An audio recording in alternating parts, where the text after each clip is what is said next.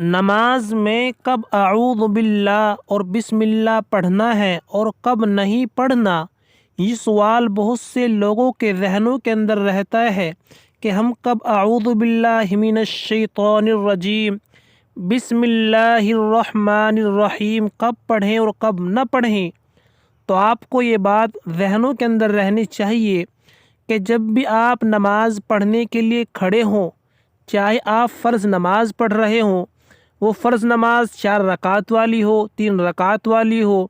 یا اسی طریقے سے 2 رکعت والی فرض نماز ہو، یا اس کے بعد چاہے آپ سنت نماز ادا کر رہے ہوں، وہ سنت مؤکدہ ہوں یا واجب نماز ہو یا نفل نماز ہو،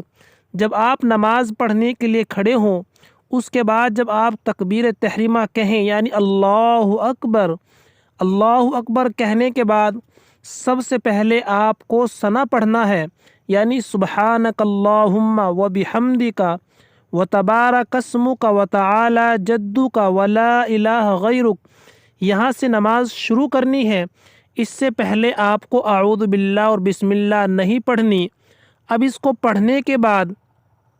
پھر آپ کو یہاں اعوذ باللہ مکمل پڑھنی ہے، یعنی اعوذ باللہ من الشیطان الرجیم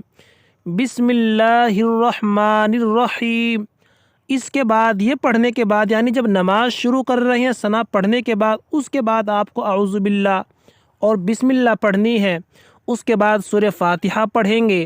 اب سورہ فاتحہ کو مکمل کرنے کے بعد جب دوسری کوئی سورت ملائیں گے تو سورت ملانے سے پہلے آپ کو صرف اور صرف بسم اللہ پڑھنی ہے، اعوذ باللہ اب نہیں پڑھی جائے گی۔ اعوذ باللہ صرف اور صرف پہلی رکعت کے اندر پڑھی جائے گی ثنا پڑھنے کے بعد، اور یہ تمام کی تمام نمازوں کے اندر یہی ہوگا، یعنی کوئی بھی نماز جب بھی آپ شروع کریں گے تو وہاں ثنا پڑھنے کے بعد آپ کو اعوذ باللہ پڑھنی ہے اور بسم اللہ پڑھنی ہے۔ اس کے بعد جب آپ دوسری رکعت کے لیے کھڑے ہوں گے تو دوسری رکعت جیسے ہی شروع کریں گے تو وہاں آپ کو سورہ فاتحہ سے پہلے صرف اور صرف بسم اللہ پڑھنی ہے، اب اعوذ باللہ نہیں پڑھیں گے۔ اعوذ باللہ جو پڑھی جائے گی وہ صرف پہلی رکعت میں پڑھی جائے گی ہر نماز کے۔ اس کے بعد دوسری رکعت کو شروع کرنے سے پہلے سورہ فاتحہ سے پہلے ہم بسم اللہ پڑھیں گے۔ اب سورہ فاتحہ کو مکمل کرنے کے بعد جب کوئی سورت ملائیں گے تو سورت ملانے سے پہلے بھی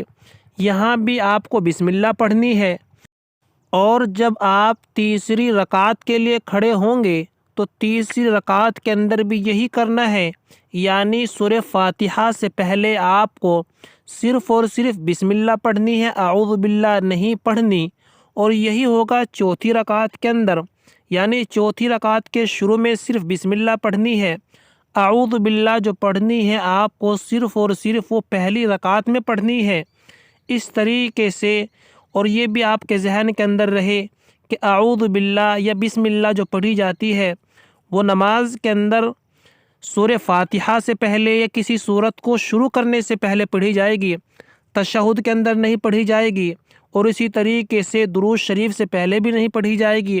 بہت سے لوگ تشہد سے پہلے بھی بسم اللہ پڑھتے ہیں، تو بسم اللہ جو پڑھی جائے گی وہ صرف کھڑے ہو کر کے، یعنی جب نماز پڑھتے ہیں سورت کو شروع کرنے سے پہلے پڑھی جائے گی یا سورہ فاتحہ سے پہلے پڑھی جائے گی۔ تو یہ تھا اعوذ باللہ اور بسم اللہ کا مسئلہ کہ کب پڑھنی ہے اور کب نہیں پڑھنی۔ آپ اس چینل کو سبسکرائب کریں، لائک اور شیئر